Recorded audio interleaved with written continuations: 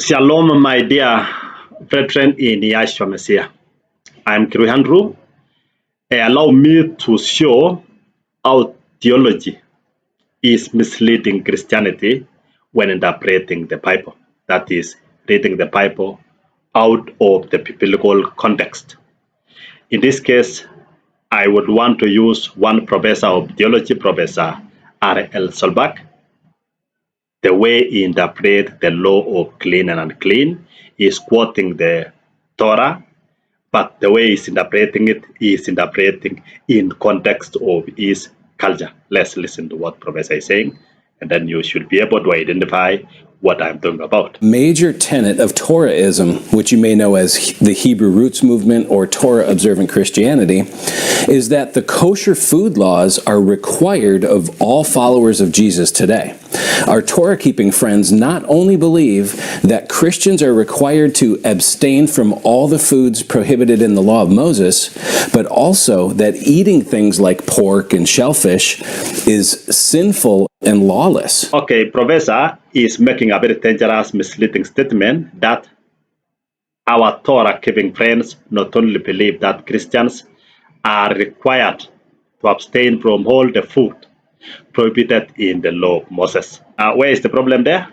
He is creating a misconception that these unclean animals were food in the first place, only that the children of Israel were prohibited to eat. Professor is deliberately using the word food in place of living things.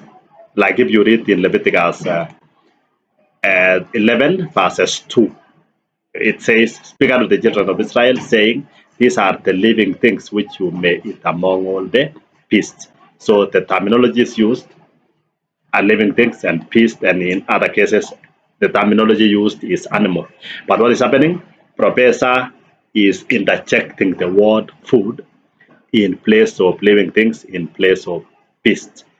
Now, by him doing that, what does he do?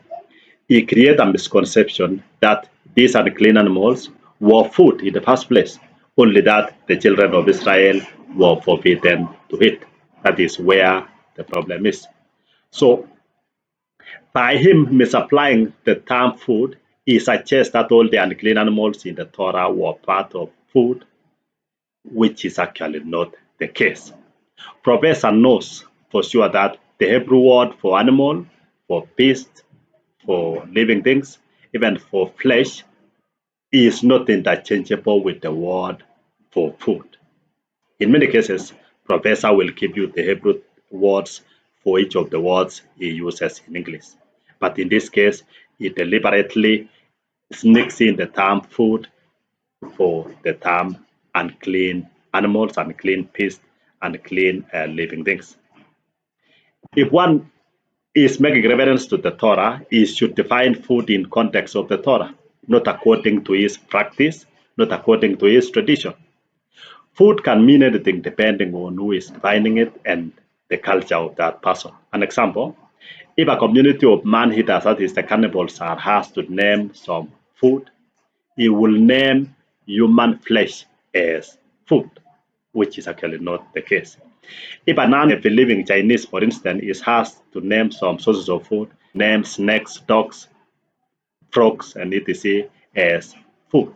If somebody from a community that eat blood is asked to define food, the person will give blood as an example of food.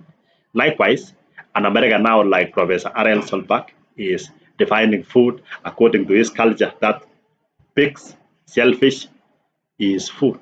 But he's not defining it in reference to the Torah, but he's defining it according to his culture, according to his mentality.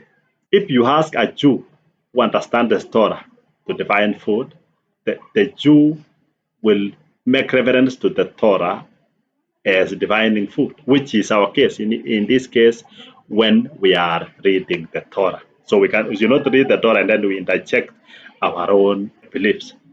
If animals were to define food, for example, if a lion was to be asked to define food, the lion will list animals like zebras as food. Now, if you ask a zebra to define food, the zebra will point at plants, that is herbs, as food. What about a dog? A dog will even mention human feces as food.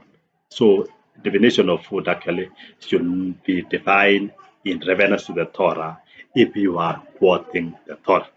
So the first mistake which Christian professors are making, and these are people who are teaching theology, is that they quote the scriptures, but they interject their traditions, their culture, their practices in definition of food, thus misleading the world, thus creating a wrong concept in the minds of their believers, which is misleading, and they are creating wrong doctrines. So that is point number one. Christian professors teaching theology are misleading. A good example is Professor Harold Solberg here. He is misleading his followers. He is reading the Torah out of context. In my next video clip, I will show another scenario where a professor is selectively using scriptures to mislead his followers. Thank you.